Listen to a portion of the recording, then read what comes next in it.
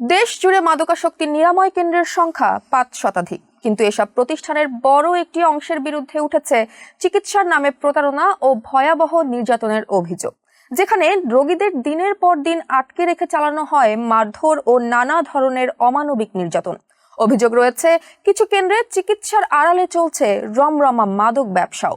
সম্পর্কের টানাপোড়েন থেকে শুরু করে সম্পত্তি হাতিয়ে নেওয়ার টুলস হিসেবে ভাড়াও খাটে নিরাময় কেন্দ্রের বিশেষ টিম, যারা ক্যাচিং পার্টি হিসেবে পরিচিত। টাকার বিনিময়ে ভালো মানুষকেও মাদকাসক্ত সাজিয়ে বন্দী করে তারা। ফলে নিরাময় কেন্দ্র নামের এসব প্রতিষ্ঠান হয়ে উঠেছে এক একটি গোপন কারাগার। টাকার মেশিন খ্যাত এমন প্রতিষ্ঠানের সংখ্যা দিন দিন বেড়েই চলেছে। মাদকাসক্তি নিরাময় কেন্দ্রের এমন রহস্যময় সদর অন্দরের অবিশ্বাস্য রকম নানা চাঞ্চল্যকর তথ্য বেরিয়ে এসেছে দৈনিক যুগান্তরের এক দীর্ঘ অনুসন্ধানে।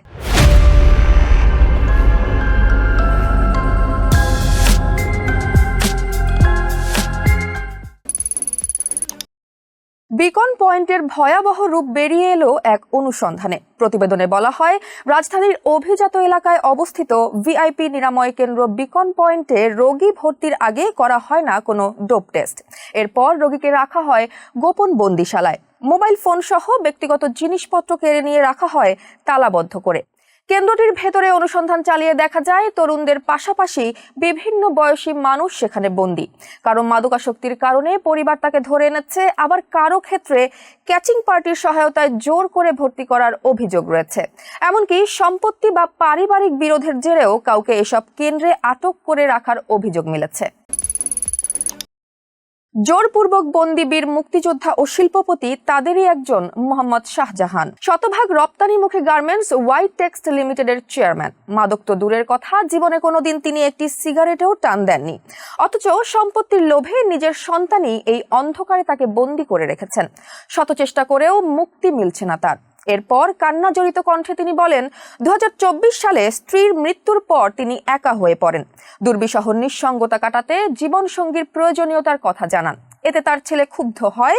কিছু না জানিয়ে আকস্মিকভাবে একদিন গভীর রাতে তাকে বাসা থেকে তুলে আনা হয়। যোগাযোগ বন্ধ করতে কেড়ে নেওয়া হয় তার মোবাইল ফোন। এরপর মাদকাসক্ত পরিচয়ে তিনি দীর্ঘ সময় ধরে এখানে বন্দী রয়েছেন। অথচ তিনি সম্মুখ সারির একজন মুক্তিযোদ্ধা। গুলশানে বাড়ি, গাজীপুরে বিশাল খামার, মিল ফ্যাক্টরি সহ তার শত কোটি টাকার সম্পদ রয়েছে, যার সবই এখন তার নিয়ন্ত্রণের বাইরে। শাহজাহান আরো বলেন, চাইলেই যে কাউকে ধরে এনে এখানে বন্দি করে রাখা সহজ, মামলাও করতে হয় না, থানা পুলিশের ঝামেলাও নেই। টাকা পেলে নিরাময় কেন্দ্রের লোকজনই ধরে আনে। এরপর শত চেষ্টা করলেও মুক্তি মেলে না। তার মতো আরো কেউ হয়তো এখানে বন্দী রয়েছেন, কিন্তু এসবের খোঁজ নেওয়ার কেউ নেই। মাঝে মধ্যে প্রশাসনের লোকজন এলেও তারা অফিসে বসে চা পান করেই দায়িত্ব শেষ করেন। ভেতরের প্রকৃত অবস্থার খোঁজ নেন না কেউই।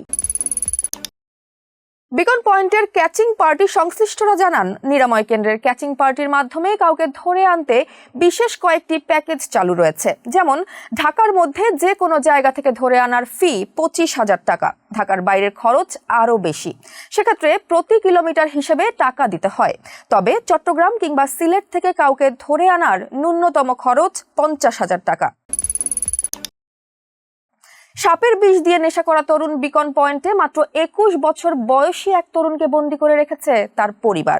নিজের মাদকাসক্তির বিষয়ে রীতিমতো রক্তহিম করা বর্ণনা দেন তিনি। বলেন, তার বাবা নারায়ণগঞ্জের একজন ধর্নাঢ্য ব্যবসায়ী। শুধু হাত খরচের জন্যই প্রতি মাসে তার বরাদ্দ ছিল লাখ টাকার বেশি। স্থানীয় রসুলপুর কলেজের প্রথম বর্ষে পড়ার সময় তিনি ইয়াবা আসক্ত হয়ে পড়েন। এক পর্যায়ে ইয়াবা সেবনের পাশাপাশি বিষধর সাপের ছোবলের মাধ্যমে নেশা করতেন। এসব নিয়ে পরিবারের ঝামেলা শুরু হলে ক্যাচিং পার্টি ডেকে এনে তাকে ধরিয়ে দেওয়া হয়। সেই থেকে তিনি বন্দী রয়েছেন। জানান, ঢাকা বিশ্ববিদ্যালয়ের টিএসসি এলাকায় মাদক চক্রের গোপন আস্তানায় গিয়ে সাপের ছোবল নিতেন তিনি। প্রতিবার ছোবল নিতে ১৫,০০০ টাকা লাগে। মাদকাসক্তরা আরও অসুস্থ হয়ে পড়ছেন। ভয়াবহ মাদকাসক্তি নিয়ে নিরাময় কেন্দ্রে বন্দী রয়েছেন নর্থ সাউথ বিশ্ববিদ্যালয়ের বিবিএর এক ছাত্র। তাকেও নিরাময় কেন্দ্রের ক্যাচিং পার্টির সাহায্যে ধরে আনা হয়। এখানে আসার আগে নেশার জন্য প্রতিদিন অন্তত ১৫টি ইয়াবা ট্যাবলেট সেবন করতে হতো তাকে। তবে নিরাময় কেন্দ্রে ভর্তির পর সুস্থ হওয়া তো দূরের কথা, বন্দিশালায় ক্রমেই মানসিক রোগীতে পরিণত হচ্ছেন তিনি। আরও উদ্বেগজনক বিষয় হলো, একই ভবনে মাদকাসক্তের সঙ্গে মানসিক রোগী টিভি এবং স্মার্টফোন বা মোবাইল গেমে আসক্তদেরও রাখা হচ্ছে। তাদের জন্য নেই আলাদা কোনো ব্যবস্থা বা পৃথক চিকিৎসা। ফলে মাদক মুক্ত করার বদলে অনেক রোগী দীর্ঘদিনের বন্দিত্বে আরও মানসিকভাবে বিপর্যস্ত হয়ে পড়ছেন। সব মিলিয়ে নিরাময় কেন্দ্রের আড়ালে তৈরি হয়েছে এমন এক ব্যবস্থা যেখানে রোগীকে সুস্থ করার চেয়ে তাকে আটকে রাখা, পরিবার থেকে অর্থ আদায় এবং বিভিন্ন সেবার নামে ব্যবসা চালানোর অভিযোগই বেশি গুরুতর হয়ে উঠছে। দায়িত্বরত এক কর্মচারীর ভাষায়, ডেরাক কিংবা মানসিক সবাইরে একখানেই থাকতে হইব, এটাই নিয়ম, এর কোনো বিকল্প নাই। সাবেক রাষ্ট্রপতি শাহাবুদ্দিন চুপ্পু স্যার যদি তার মাদকাসক্ত নাতিরে এখানে বন্দি করে রাখতে পারেন, তাইলে বুঝে নেন আর বাকি থাকে কারা। তিনি আরো জানান, সে সময় পুলিশ, ডিবি সহ প্রশাসনের লোক দিন রাত অস্ত্রসহ ভেতরে ও বাইরে পাহারা দিয়েছে। তিনি তখন রাষ্ট্রপতি ছিলেন।